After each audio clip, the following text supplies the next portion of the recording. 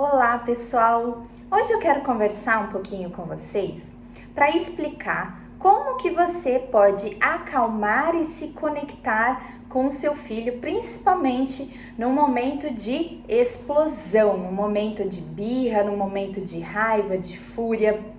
Então eu vou dar alguns exemplos, algumas dicas para vocês, para que amenize o processo, né, da emoção da criança naquele momento e para que vocês comecem também a entender como que funcionam essas estratégias, por que é importante usar dessas estratégias no momento de fúria do seu filho, porque através desse momento, através desses comportamentos mais exacerbados, né, através da manifestação dessas emoções, a gente tem ali uma grande oportunidade de ensinar a criança sobre aquilo que ela está sentindo. Então, não é de todo ruim, né? Até mesmo se a gente levar em conta que todos nós temos emoções, todos nós temos sentimentos. E nós, na vida adulta, também muitas vezes temos grande dificuldade de lidar com essas emoções e de lidar com esses sentimentos. Então, quem dirá as crianças que estão num processo de aprendizagem? Além de que o cérebro dessa criança ainda não é um cérebro maduro. Então, precisa muito da colaboração de nós, pais, para que eles comecem a entender, a compreender por que eles estão sentindo aquilo e como que eles vão lidar com essa emoção. Então, a primeira dica que eu dou aqui para vocês é que no momento de raiva, no momento daquele sentimento, você pode usar da estratégia de imitar a emoção do seu filho, imitar os traços, os gestos do seu filho naquele momento. Cuidado para não passar uma imagem ou trazer dentro de um contexto de caçoar daquele sentimento, tá? Então, se seu filho tá chorando, não é para você fazer uma dramatização daquele choro, é para você mudar os seus gestos faciais, por exemplo, para que ele identifique em você, para que você, melhor dizendo, seja tipo um espelho dele, tá? Então ele vai olhar para você, essa criança vai olhar para você e vai entender como ela está reagindo, vai entender como ela está naquele momento demonstrando suas feições. Então, se seu filho tá chorando, você pode fazer uma cara de triste. Poxa, filho, eu sei que deve estar muito ruim isso pra você. A mamãe também fica muito triste quando eu te vejo assim. Então, assim, você não faz uma dramatização, você não vai começar a imitar o seu filho chorar, né? Pelo amor de Deus, porque isso pode até trazer um sentimento de inadequação, um sentimento de reprovação pro seu filho. Então, nos momentos em que ele estiver feliz, você também demonstra como que é estar feliz, né? Nossa, filho, que legal, que bacana isso, você tá muito feliz, a mamãe também. Então, ele vai vendo, ele vai começar a identificar em você como que ele expressa os sentimentos dele, até porque você vai nomear esses sentimentos, tá? Não adianta você chegar lá e fazer um rostinho de triste se você não explicar que aquilo é estar triste, né? A mesma coisa para bravo. Nossa, filho, eu tô vendo que você tá jogando seus brinquedos, que você tá agitado, que você tá nervoso porque isso não tá dando certo. Então, ó, você vai imitando os gestos da criança, tá vendo? Então, assim, você quer jogar, você quer bater, né? Isso é porque você tá muito bravo, mas isso não vai resolver o seu problema. O que a gente pode fazer para amenizar ou para resolver essa situação que você tá se sentindo muito nervoso, muito bravo agora? Então, isso é uma dica que é muito funcional, que traz uma compreensão bem legal para as crianças, né, de identificar em você aquilo que eles estão fazendo e que também tira um pouco o foco da criança daquela emoção dela, porque ela vai se concentrar no seu rosto, nas suas atitudes e, consequentemente, na sua fala. Então, para ensinar as crianças e para acalmar as crianças, é uma ótima dica para vocês usarem aí no momento de grandes emoções. Isso são estratégias para crianças a partir de 4 anos. Para bebezinhos, uma ótima opção é distrair essa criança, distrair este bebê, tá? Então, uma emoção, ela vai e volta em aproximadamente 90 segundos. Então, se em 90 segundos você conseguir tirar a criança do foco daquilo que está causando essa explosão, isso vai, com certeza absoluta, acalmar muito mais rápido essa criança. Tem muitas pessoas que falam não distrair e sim incluir. Isso é válido a partir dos 4 anos. Até às vezes tem crianças que com 3, 3,5 já consegue sim fazer essa movimentação e essa compreensão, mas o incluir, ele está muito relacionado à compreensão da criança. Então, como que a gente vai incluir uma criança com 1 ano em algumas atividades que ela ainda não tem destreza para entender o porquê, como e se deve fazer aquilo? Então, para bebezinhos, nós usamos sim o processo de distração, tá? Então, se o seu filho tem 1 ano e tá ali brigando, tá ali chorando, porque ele quer, vou dar o exemplo do meu filho, Mateu. Mateu tá com 1 ano, agora no dia que eu estou gravando esse vídeo, e ele tá na fase de que ele fica fissurado quando ele vê controle remoto e celular. Então, mesmo que eu tenha dado um celular de brinquedo para ele, um controle remoto de brinquedo para ele, ainda assim ele sabe, né, que o da mamãe é muito mais legal, tem luzinha, aparece outras coisas que no dele não, né? O dele só canta os bichinhos. O controle remoto da televisão acende luz, o dele não. Então, acho que essas coisas vão realmente sinalizando para ele que o outro deve ser mais divertido. E até mesmo porque eu uso, né? Então ele vê que eu estou com esse celular e não com o dele. Ele vê que eu estou com aquele controle remoto e não com o dele. Então, claro que desperta o interesse da criança. Então, ele sempre vai ali tentar pegar o meu celular, tentar pegar o controle, só que o que ele faz? Deixa cair, né? Então vai quebrar. Então, isso são objetos que eu não deixo ele ficar brincando. E o que acontece quando eu vou tirar da mão dele, quando ele consegue pegar e eu vou tirar da mão dele? Vem a explosão, né? Ele fica bravo porque ele quer, porque quer o celular, ele quer porque quer o controle remoto. Na hora dessa explosão, né? Ele se joga, ele grita e ele quer pegar e tudo mais.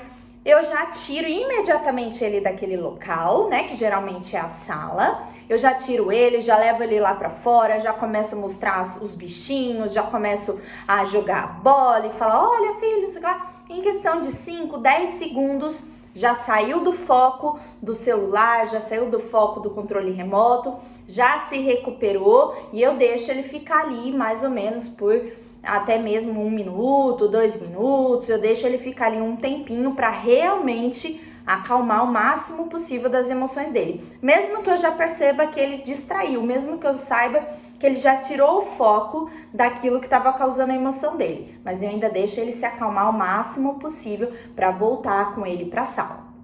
Se vocês não têm a opção de sair do ambiente de vocês, não tem problema nenhum. Pega outro objeto, faz outra coisa, mostra alguma coisa para a criança. Lembrando que não é instantâneo, tá? Dependendo do que eu vou mostrar para o Matheus, se ele não tem interesse, ele continua gritando. Então, tenta pegar alguma coisa diferente, alguma coisa que ele possa usar, que ele possa brincar ou fazer alguma coisa que vá realmente tirar a concentração da criança daquele objeto ou daquela situação que ele queria naquele momento. Em lugares públicos, a mesma coisa, né? Em lugares públicos, teve uma vez que eu saí com o Mateu, que a gente foi no shopping e por algum motivo, não lembro mais, né, o que aconteceu, mas ele deu um ataque de birra no shopping.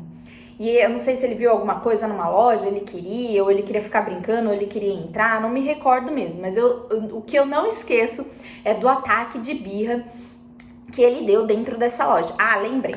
Foi quando eu fui comprar a cadeirinha dele, do carro, né, a nova cadeirinha dele. E ele deu uma explosão lá dentro, porque ele queria ficar pegando tudo, ele queria colocar tudo no chão. E obviamente eu não deixei. E ele se jogou e ele gritou, e foi até muito constrangedor, porque as pessoas que estavam lá dentro da loja pararam completamente o que elas estavam fazendo para ficar olhando para aquela situação, né? Ficar olhando, encarando. E isso é um negócio que eu sempre aconselho a não fazer, né? É muito chato. Desde até mesmo antes de ter filho, quando eu via uma situação dessa, uma criança gritando e tudo mais, eu fingia que eu nem estava naquele ambiente. Eu olhava para o outro lado, eu pegava meu celular, porque é muito constrangedor para uma mãe, né? E principalmente quando é de bebê, quando é de crianças bem pequenininhas, porque as crianças elas não têm maturidade de compreender aquilo que está sendo dito. E aí muitas mães vão ficando, né, ou pais vão ficando tão envergonhados, vão ficando tão apreensivos com aquela situação, que piora a situação, que é quando você briga, é quando você bate, é quando você fala alto, que você grita, né? E aí acaba ficando uma bola de neve, fica ainda mais constrangedor, é aí que as pessoas olham mesmo. Então, nesse momento, foi uma situação bem difícil, mas eu pedi licença para a vendedora, eu falei, olha, eu preciso acalmar meu filho agora, tá? Eu esqueci completamente, mesmo que eu também fiquei envergonhada, apesar de trabalhar com isso, apesar de lidar um pouco melhor com as emoções, né? Eu não sou 100% do tempo a psicóloga, né? Ali naquele momento eu era uma mãe completamente normal, completamente comum, né? Vivendo uma experiência que dentro daquela loja foi a minha primeira experiência, mas eu nunca tinha feito uma birra em lugar público. Então, eu fiquei constrangida sim, eu fiquei envergonhada sim, né? Eu via os olhares das pessoas, mas imediatamente eu já tentei voltar para o meu centro, falei, olha, esquece todo mundo, o seu filho está precisando de ajuda, essas pessoas vão voltar para casa delas, elas nem vão lembrar da minha existência, do meu filho, ninguém vai me ajudar aqui com essa situação, ninguém vai vir acalmar, ninguém vai vir perguntar se eu tô precisando de ajuda. Então, eu já imediatamente deixei essas pessoas de lado, concentrei única e exclusivamente no Mateu, peguei o Mateu, fui pro lado de fora da loja, ele ainda gritava muito, porque o que ele queria era colocar tudo no chão, pegar tudo, pegar preço das coisas, plaquinha. Então, eu fui dando uma volta com ele gritando o shopping inteiro e tudo mais, eu fui tentando acalmar ele, até que eu achei ali o desenho, né, da Mônica pintado na parede, ainda bem que tinha aquela Mônica ali, e comecei a mostrar, olha a Mônica, filho, olha o Cebolinha e e aí ele já, né, tirou a concentração. Eu acredito que realmente durou em torno de 90 segundos essa gritaria do lado de fora da loja, tá? Até 90 segundos. Mas para uma mãe, para um pai que está vivendo naquele momento, aquela situação, com aquela gritaria na orelha, parece que são 90 horas e não 90 segundos daquilo ali.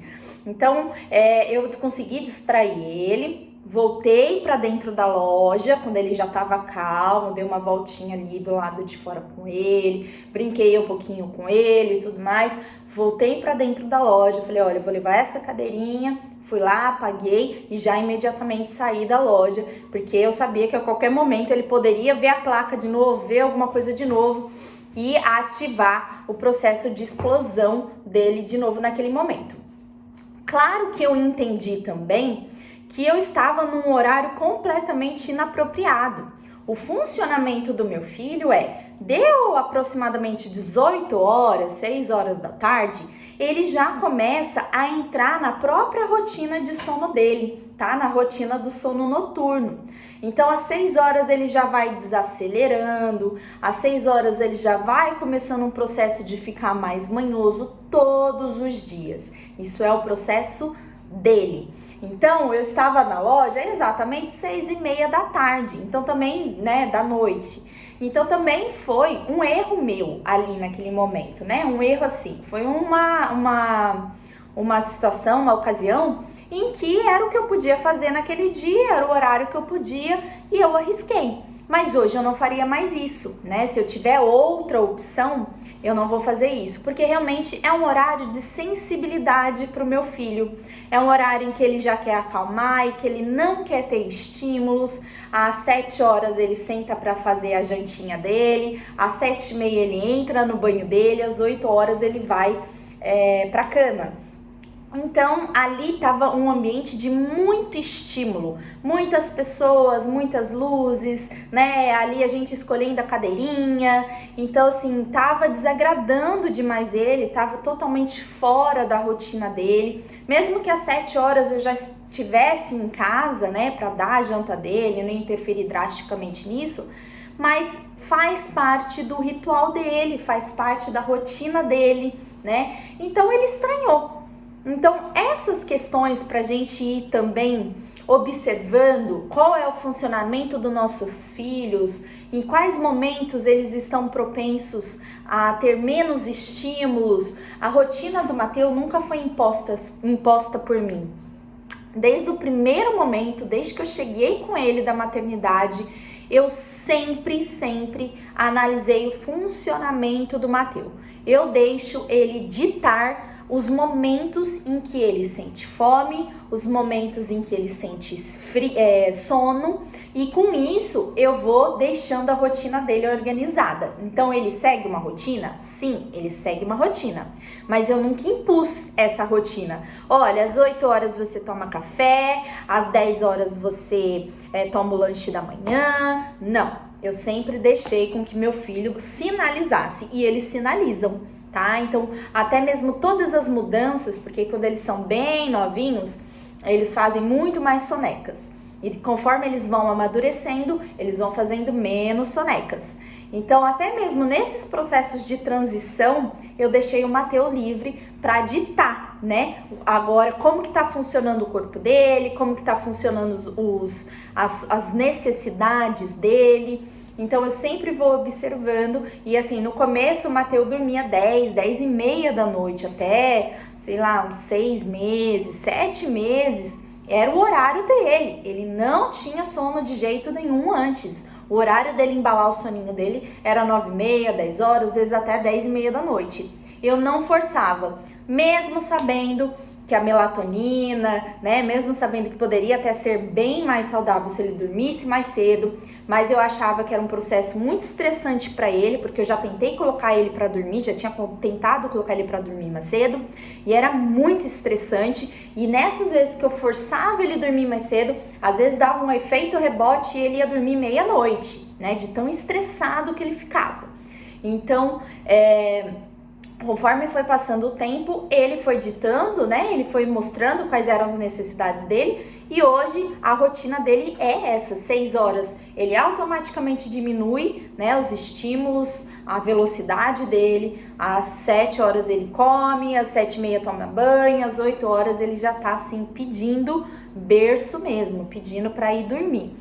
Então, a gente pode, conforme a gente observa os nossos filhos, nós temos todas as respostas que a gente precisa. E em relação às emoções, é a mesma coisa. Basta a gente observar o que a criança está tentando nos mostrar. Qual é a necessidade da criança naquele momento? Em crianças a partir dos 4 anos, a gente consegue fazer a orientação. Em crianças menores de 4 anos, a gente faz a distração e concentra no processo de acalmar essa criança. Acalmar como? Tirando ela de frente para aquilo que está causando o estímulo da explosão dela. Então, distraindo essa criança. E como eu dei o exemplo para vocês, é importante analisar que muitas vezes um processo de explosão, um processo de birra, pode estar relacionado à fome ou a sono, alguma outra necessidade fisiológica, tá? Então, em crianças mais velhas, depois você pode, depois que você tirar essa criança desse estímulo, que você acalmar essa criança, tá? Tem muitas vezes que mães me perguntam: Priscila, num processo onde a criança deu um ataque de birra, vamos supor, no shopping. Vamos supor que meu filho já tem 4, 5 anos desse ataque. Eu tenho que sinalizar, orientar minha criança ali naquele exato momento? Não necessariamente, tá? Você pode falar com essa criança depois. Isso não necessariamente vai ser mais prejudicial ou não ao processo de ensinamento, tá? Dessa criança em relação às emoções e ao comportamento dela. Então, o importante é você perceber se era uma questão de sono, de fome. Então, vamos supor que nessa questão do Mateus, que era uma questão de fome, de soninho, né? Então eu acalmo essa criança, vamos supor que ele é mais velho, eu acalmo essa criança, eu tiro ela ali do foco, do que tá causando uma grande irritação nela, termino minha compra, vou pra casa, dou a comida dele. E aí no processo, por exemplo, durante o banho ou antes de colocar na cama, levando em conta que é uma criança mais velha, aí eu posso explicar: filho, da próxima vez você pode falar pra mamãe que você tá com sono ou que você tá com fome. Você não precisa chegar ao ponto de ter essa explosão, tá bom? A mamãe pode tentar resolver o seu problema de uma forma mais fácil, de uma forma mais simples, de uma forma menos dolorosa pra você, tá? Eu tenho um biscoitinho aqui na bolsa, eu tenho uma frutinha aqui na bolsa, eu poderia te dar e a gente poderia ter resolvido isso. Então, aí a orientação, ela pode vir mais tarde, não precisa vir naquele momento. Até porque a emoção da criança ainda tá muito sensível, tá? Então, quando tá muito sensível, a gente não sinaliza, a gente não dá sermão ali naquele momento. Mas a observação é fundamental para você identificar se ali há uma necessidade fisiológica e tá tendo um ataque de birra, ou se ali há uma necessidade emocional, né, ou de alguma querência mesmo da criança e que não pôde ser atendida e que traz o comportamento da birra. Então, a observação do comportamento do seu filho é fundamental para você conseguir se conectar e acalmar essa criança. Outra dica importante é: evite o uso excessivo de não. Não saia por aí dando não a troco de banana para os seus filhos, tá? Não faz isso, não faz aquilo, não pode, não sei o que, não sei o que lá. O não, ele é fundamental, ele é muito importante para a educação, tá? E até mesmo ao longo da nossa vida. Porque muitos adultos não conseguem dizer não às outras pessoas, não conseguem dizer não para situações que podem até ser desrespeitosas a elas mesmas, né? Então, assim, saber empregar o não é fundamental para evitar várias disfunções comportamentais lá no futuro. Então, usar o não sempre que preciso, tá? Use o sim sempre que possível, use o não sempre que preciso. Caso contrário, você já parte para orientação à criança. Você não precisa ficar usando o não o tempo inteiro. Então, ao invés de falar assim, não sobe aí, você já pode ir direto à orientação. Desce daí, meu filho, é mais seguro aqui embaixo. Desce daí, meu filho, você pode se machucar. Então, você pode ir direto para uma orientação sem ficar banalizando o uso do não, tá bom? Isso é uma dica muito importante.